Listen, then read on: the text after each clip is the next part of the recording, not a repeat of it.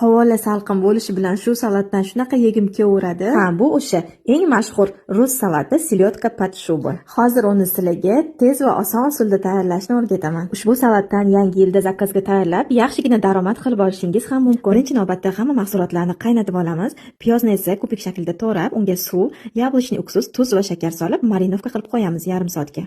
Hamma mahsulotlarimizni qirg'ichdan o'tkazib olishimiz kerak. Chiroyli formada chiqishi uchun men qolipdan foydalandim.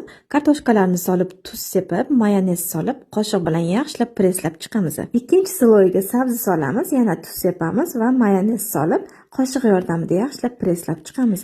Endi baliq filesini yog'laridan sizdirib olib to'g'raymiz va uni ham bir sloy qilib solamiz. Ustidan marinovka bo'lgan piyozimizni solib, morch sepamiz va yana mayonez solamiz. Qirg'ichdan o'tkazilgan tuxumni solamiz va yana tuz sepib, mayonez solib presslab olamiz. Endi esa salatimizga juda ham zo'r maza beradigan, yorqin ranglari bilan salatimizni ochib beradigan lavlagini solamiz. Ustini esa o'zingizni xohishingizga ko'ra bezatib olishingiz mumkin. Siz ushbu salatni qaysi usulda tayyorlaysiz? Kommentariyada yozib qoldiring.